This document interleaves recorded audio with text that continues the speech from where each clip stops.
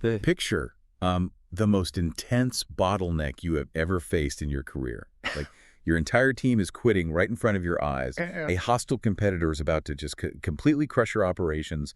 The deadline for your one saving grace is completely passed, and your senior leadership is totally unreachable. Yeah, that is a pure nightmare scenario. It really is. And that is the exact scenario we are unpacking today. Let's. Welcome, and thank you so much for joining us for this deep dive. But before we jump into the absolute chaos of this ancient crisis, I want to take a brief moment just to say, directly to you, may God deeply bless your day today, and may He grant you immense wisdom, strength, and profound peace for the entire week ahead. We are so glad you are here with us. Absolutely. It is genuinely a privilege to share this space and time with you. We're looking at a remarkably rich set of sources today, drawing really heavily from the historical and theological insights of the Holman and NAA study Bible notes. We are indeed.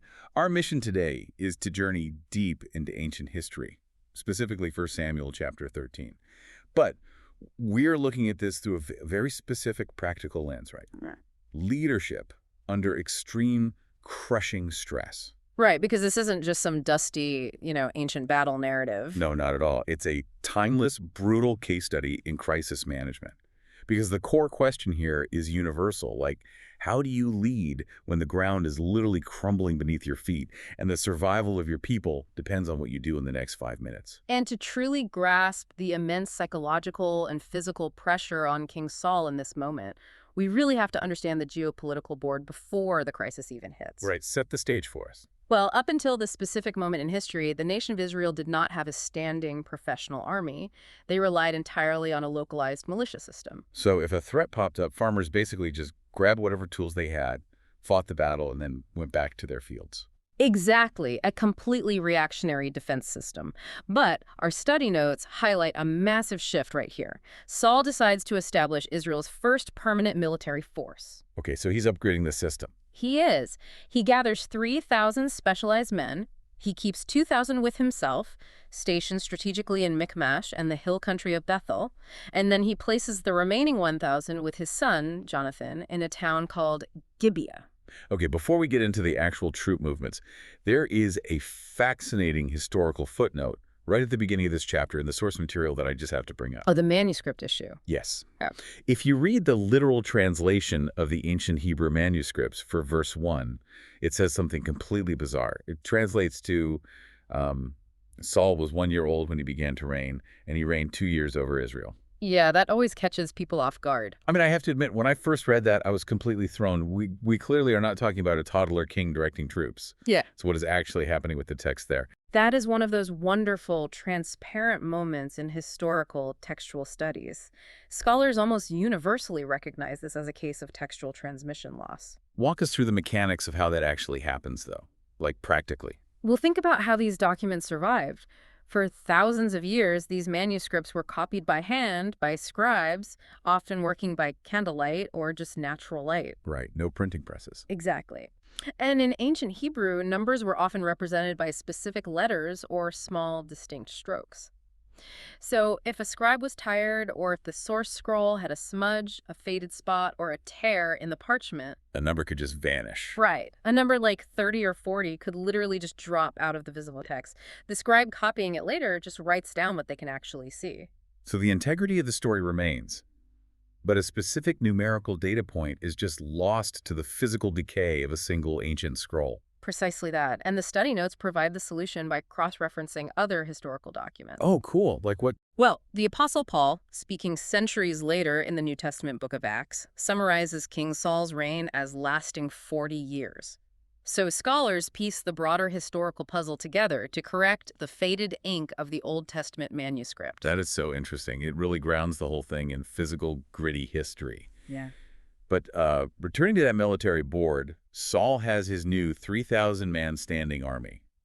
Then we get the spark that ignites the powder keg. Right, the inciting incident. Yeah, Saul's son, Jonathan, takes his 1,000 men and launches an unprovoked attack on the Philistine garrison stationed in Geba. Which is huge. He strikes a direct blow against the occupying force. You have to remember, a garrison wasn't just a military outpost. It represented Philistine taxation, control, and absolute subjugation. When I read that, it felt like, a scrappy, underfunded regional company just publicly attacking the supply chain of a massive, ruthless global monopoly. That's a great way to look at it. It's an aggressive, seemingly suicidal move. Do the sources indicate if this was a brilliantly calculated strategic strike to rally the Israelites? Or was Jonathan just being reckless and dooming his father's kingdom? The text actually leaves that tension unresolved, mostly because the consequences immediately overshadow the intent. The Philistine response is not a measured border skirmish. It's an all-out war. Worse. It is an overwhelming, apocalyptic swarm designed to crush this rebellion so completely that no one would ever dare try it again.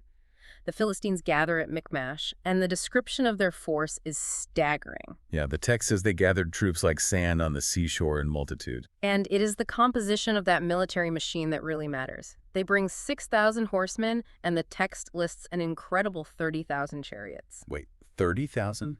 Well, our study notes provide some crucial historical context here. They point out that 30,000 might be another ancient copyist transcription issue, and the original number may have been 3,000 chariots. Okay, but even if we accept the conservative estimate of 3,000 chariots, we really need to pause and explain the logistics of that to understand the terror of the Israelites. Oh, absolutely. Because a chariot in the ancient Near East, it wasn't just a wagon, it was a highly complex mobile firing platform.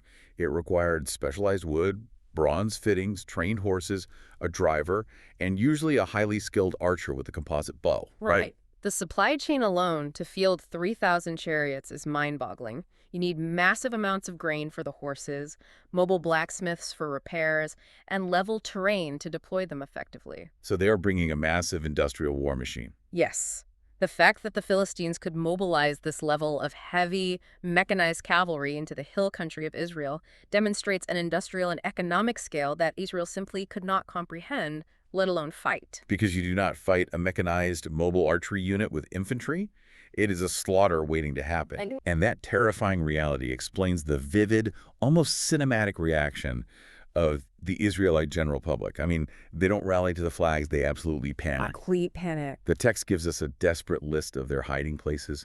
People are scrambling into caves, diving into dense thickets, wedging themselves into crags in the rocks, hiding in ancient tombs, and even climbing down into dry underground water cisterns. They're burying themselves alive to get away. Yeah, and entire families abandon their ancestral lands and flee east, crossing the Jordan River into the territories of Gad and Gilead just to put water between them and those chariots. The newly formed standing army is literally dissolving, and this geographical retreat forces us to look at the leader left behind. Cool.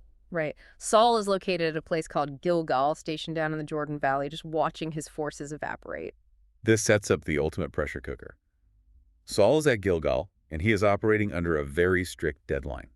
Explain the ticking clock he is facing right now. So, earlier in the broader narrative, the prophet Samuel gave Saul very specific instructions. Saul was to wait at Gilgal for 7 days. Okay, 7 days. Samuel promised to arrive on that 7th day to offer sacrifices and seek God's direction before any military engagement began. So Saul is waiting. The days tick by. Day 5, day 6. The tension is building. The 7th day arrives and the sun is moving across the sky. But Samuel is nowhere to be found. He is a total no-show. Yeah. Meanwhile, Saul is doing the math right. That proud army of 3,000 men is dwindled through mass desertion down to about 600 terrified soldiers who are trembling in the camp. Just 600 men left. 600 men against an industrial military complex? Furthermore, Saul has lost the geographic advantage. Remember, the Philistines have moved up and occupied Michmash, taking the strategic high ground. Saul is stuck down in the valley at Gilgal. Wow, so he is vastly outnumbered, his men are fleeing by the hour, his geographic position is terrible, and his spiritual advisor is late. He is in an impossible spot. I want to look at this strictly from a secular, tactical, military perspective for a moment, because it explains Saul's next move.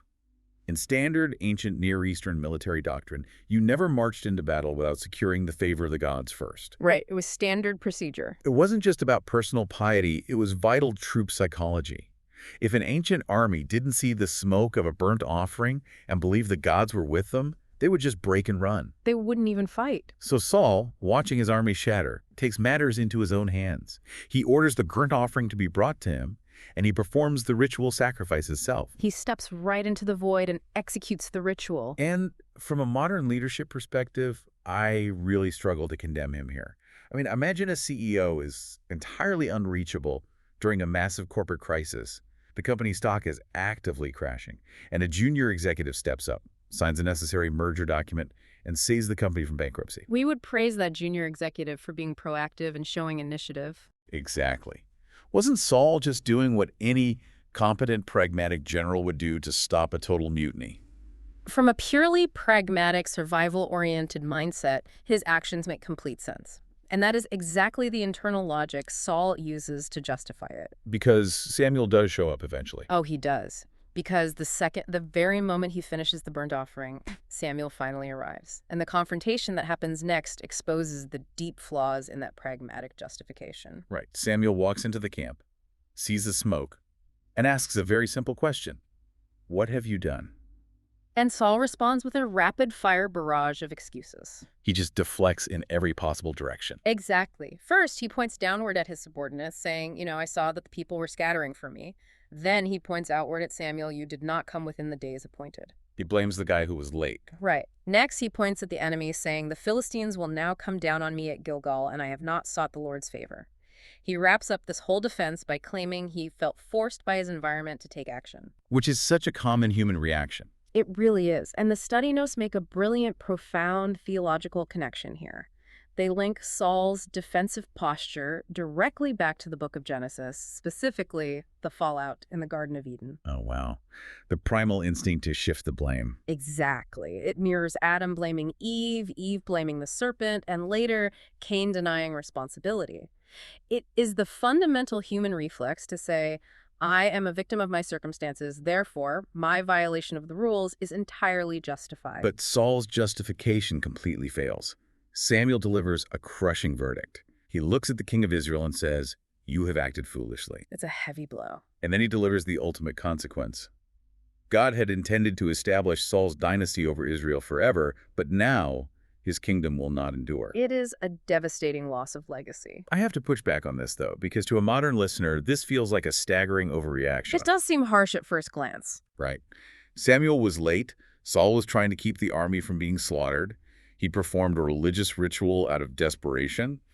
And the punishment is the complete termination of his royal family line. It feels incredibly harsh. Why does this matter so much? That is the crucial question, and the study Bible notes synthesize the answer beautifully. We have to understand that this punishment was not about God being a rigid, bureaucratic stickler for a religious mechanic. Okay, so it wasn't about the ritual itself. No, it wasn't about who held the knife during the sacrifice. This was a violation of the constitutional bedrock of the nation of Israel.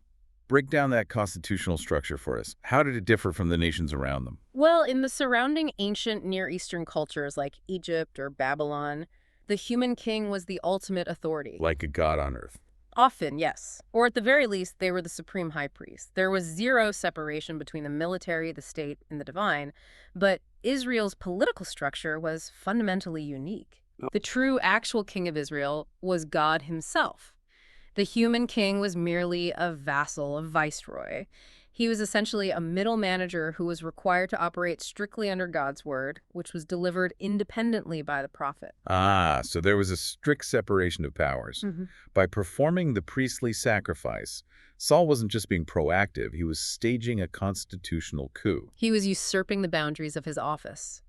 But even deeper than the structural violation is the issue of trust. Right, because he panicked. Yes. Saul allowed his pragmatic reading of a terrifying circumstance to override his obedience to his superior. He decided that the end, saving the army, justified an unconstitutional means. He let his fear dictate his ethics. And that failure of character is why Samuel announces a replacement. He introduces a phrase here that echoes through the rest of recorded history. He says God has sought out a man after his own heart to be the next leader. Which points forward to David. Exactly. The defining characteristic of a leader after God's own heart isn't perfection. It is a fundamental willingness to respect the divine chain of command and maintain core principles, even when the optics are terrible and panic sets in. That is a staggering insight for anyone leading a team, a family, or an organization today. Real leadership isn't just about achieving a result when the pressure is on. True leadership is tested when the team is abandoning you, the deadlines are blown, the competition is overwhelming, and the easiest path to survival requires you to compromise your deepest principles. And Saul chose compromise, and it cost him his future. And after delivering that heavy verdict, Samuel simply turns and leaves Gilgal.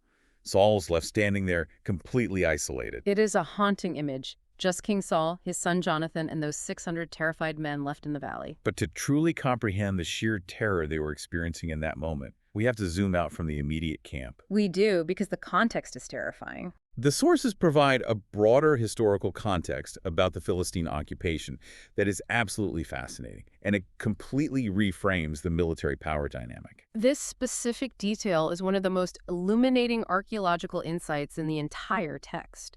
It reveals how the Philistines maintained their grip on the region. The text reveals that the Philistines enforced an absolute region-wide economic embargo and a strict weapons monopoly over Israel. According to the record, there was not a single blacksmith allowed to operate in the entire territory of Israel. Total technological subjugation. Think about a modern equivalent to grasp how crippling this would be. Imagine a nation today being completely banned from manufacturing their own microchips, forcing them to rely entirely on a hostile neighboring country for all their basic technology. Like their communication networks, their servers, their military hardware. Exactly. The moment you step out of line, the enemy just flips the switch, and your entire society goes dark. And the daily practical reality of this ancient embargo was intentionally humiliating. Israel was primarily an agrarian society. Their entire economy was based on farming. But the text tells us that to sharpen a basic farming, implement a plowshare, a hoe, an axe, or a sickle, an Israelite farmer had to travel down out of the hills, cross into Philistine territory, and pay their mortal enemies to service their tools. It's just wild to think about. Wait, I want to clarify the mechanics of this. Why did the Philistines allow them to sharpen tools but not make them? Well, it comes down to metallurgy and infrastructure. To forge a new iron or bronze weapon from scratch, you need a high-temperature furnace, bellows, and a dedicated blacksmith shop. Which they banned. The Philistines banned the furnaces, yes, but to simply sharpen a dull plow, you just need a heavy abrasive stone, a whetstone. So the Philistines controlled the high-end manufacturing, forcing the Israelites to pay them just to maintain basic agricultural function. They were funding their own oppressors, just to grow wheat. And the study Bibles highlight a fantastic detail here regarding the exact cost of this service, thanks to modern archaeology. Yes, the historical record in the text mentions that the price for sharpening these tools was a specific weight called a pim. For centuries, Bible translators had no idea what a pim actually was. It is just guessed, right? Yeah, they guessed it might mean a file or maybe the act of sharpening itself. Because the word didn't exist anywhere else in ancient literature. Exactly. But during archaeological excavations in the 20th century, researchers digging in the region suddenly started uncovering tiny, ancient stone weights with the specific Hebrew letters for PIM carved directly into them. Physical proof buried in the dirt. That's amazing. It turned out to be a standardized unit of ancient currency weighing about 8 grams of silver. Which might not sound like a massive amount of precious metal, but in an agrarian economy, what was the actual impact of that cost? The study notes explain that charging a pim, 8 grams of silver for a plow or a hoe, and about 4 grams to sharpen an axe, was an exorbitant, astronomical price. Wow. It would be the modern equivalent of having to pay thousands of dollars just to get the oil changed on your tractor. It was a deliberate, calculated economic drain. So it kept them poor. The strategy was simple: keep the Israelite population so impoverished, just trying to keep their farms running, that they could never pool enough capital to fund a rebellion or hire mercenaries. It is a brilliantly ruthless economic chokehold. And this brings us to the stark, almost absurd reality on the actual day of battle. Right, back to Gilgal. We have this grim picture painted for us at Gilgal. Out of the entire Israelite army, those 600 men standing there with Saul, only King Saul and his son Jonathan actually possessed a forged sword or a spear. 2 modern weapons in the entire military force. The rest of the men are standing there preparing to face down thousands of mechanized chariots, and what are they holding? They're holding sharpened hoes, farming axes, and the text mentions ox goads. Which is just crazy. Let's define what an ox goad actually is for the listener, because it highlights the sheer absurdity of this conflict. An ox goad is essentially an 8-foot-long wooden pole with a small metal spike on one end used to poke a massive, stubborn farm animal to keep it moving, and a flat metal scraper on the other end to clean mud off a plow. It is literally a farming utility stick. Imagine standing in a valley holding a wooden stick, watching a two-horse chariot carrying an armored archer charging toward you. They are walking into a mechanized war zone with garden tools. When you synthesize all these layers and look at the broader picture, the situation is impossibly suffocatingly bleak. Absolutely hopeless. The Philistines controlled the metal and the technology. Furthermore, the text notes they utilized their massive numbers to control the geography, sending out elite raiding parties from their high ground at Mishmash in 3 different directions. Spreading out to crush them. One went toward Ophrah, one toward Beth Horon, and one toward the valley of Zeboim out near the desert. They effectively boxed Israel in from every conceivable angle. They controlled the geography, they controlled the economy, they monopolized the technology, and they dominated the military narrative. It highlights in the starkest terms possible just how desperately Israel needed divine intervention to survive this specific day. Because there was no tactical way out. This was unequivocally not a battle they could win with clever flanking tactics or superior firepower. They needed God. And that total reliance, that necessary trust, is exactly what Saul had just jeopardized by panicking and violating his constitutional boundaries at Gilgal. In his desperation to secure an advantage, he compromised the only true advantage they had left. Exactly. Which brings us full circle back to where we started. The ticking clock, the impossible odds, the vanishing team, and the profound choices we make when the pressure becomes unbearable. This ancient narrative is a masterclass in the severe dangers of compromising your core principles under stress. It really is a powerful lesson. And as we wrap up this deep dive into these historical sources, I want to leave you, the listener, with a question to mull over regarding your own life and leadership. Think about the blacksmith monopolies in your own industry, your career, or your personal life. Where are you completely dependent on outside forces? Right. Where is someone else controlling your vital resources, your technology, or your access to information? More importantly, how does that dependence influence your decisions when the pressure is suddenly turned up? That's the real test. When a crisis hits, does the fear of losing what little you have push you to compromise your integrity, just like it did for Saul? It is incredibly easy to justify breaking the rules or bending your ethics when you feel outgunned and out of time. Because it feels like survival. But as we saw today, achieving pragmatic survival at the cost of your core principles usually ends up costing you the very future you were desperately trying to save. Thank you so much for joining us for this deep dive. We always appreciate you taking the time to learn, question, and explore these incredible texts alongside us. God blesses all the listeners, and we wish you a week full of clarity, courage, and uncompromising principles. Take care.